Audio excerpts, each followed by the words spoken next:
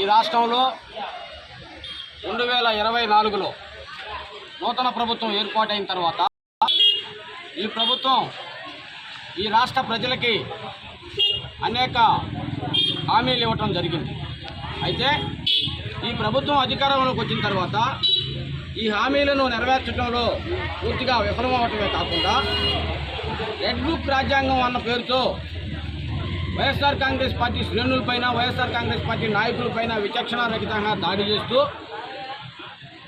తద్వారా ప్రజల్లో తీవ్ర వ్యతిరేకత వచ్చిన పరిస్థితుల్లో దాన్ని డైవర్ట్ చేసే దానిలో భాగంగా, డైవర్ట్ పాలిటిక్స్లో భాగంగా ఈ రాష్ట్రంలో తెలుగుదేశం పార్టీ మరియు కూటమి ప్రభుత్వం అనేక రకాల అపనిందలు, అపవాదులు ప్రజల ముందుకు తీసుకురావడం జరిగింది.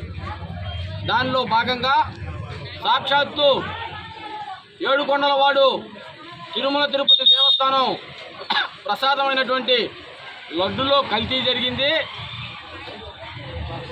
దానిలో జంతువుల కొవ్వు,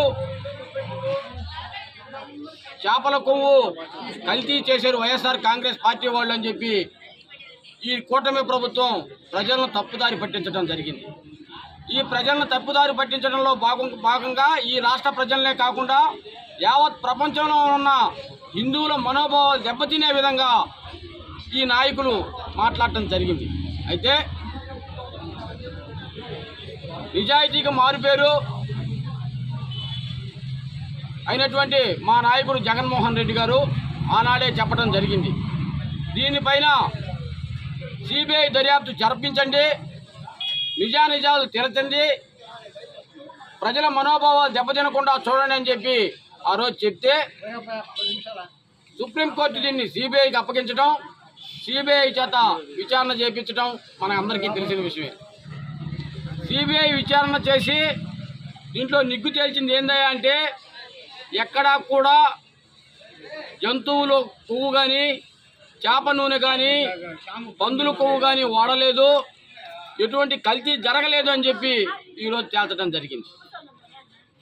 ప్రజల మనోభావాలతో ఆడుకొని ఆ రోజు డ్రామాలాడి, నాటకాలాడి, ఏదేదో నిజమైన హిందువుల మాదిరిగా గుడి మెట్లు కడిగిన వాళ్ళు, పాపం గొంతు చించుకున్న వాళ్ళంతా ఈరోజు ఏమి సమాధానం చెప్తారని చెప్పి సందర్భంగా మేము ప్రశ్నిస్తున్నాం.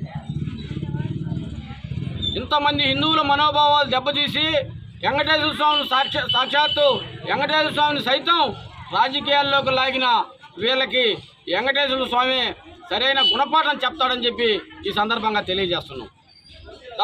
దానిలో భాగంగా ఈరోజు మేమంతా కూడా వైఎస్ఆర్ కాంగ్రెస్ పార్టీ శ్రేణులంతా కూడా మా అందుబాటులో ఉన్నటువంటి దేవస్థానాల్లో ఆ దేవదేవుని ఒకటే కోరుకుంటున్నాం.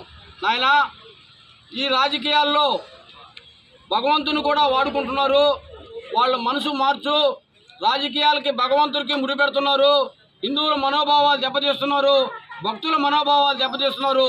తద్వారా వెంకటేశ్వర స్వామి ప్రతిష్ట దిగజార్చే విధంగా వీళ్ళు ప్రయత్నం చేస్తున్నారు.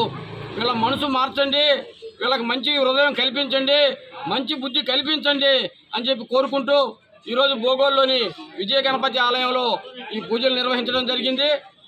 ఇకనైనా ఈ కూటమి ప్రభుత్వం ప్రజలకు ఇచ్చిన హామీలను నెరవేర్చి, ప్రజలకు ఇచ్చిన మాటను నిలబెట్టుకుని ప్రజలకు సేవ చేసే కార్యక్రమంలో బాగుండాలి కానీ, ముందుండాలి కానీ ఇటువంటి చీప్ రాజకీయాలు చేసి జనాల మనోభావాలు దెబ్బతీసి ఏదో రాజకీయం కలుపుకోవాలనుకోవడం మంచి పద్ధతి కాదని చెప్పి తెలియజేస్తూ ఈరోజు ఇక్కడికి వచ్చేసినటువంటి మీడియా మిత్రులకైతేనేమి, ముఖ్యంగా మా వైఎస్ఆర్ కాంగ్రెస్ పార్టీ నాయకులకి ధన్యవాదాలు తెలియజేసుకుంటూ సెలవు తీసుకుంటున్నాను.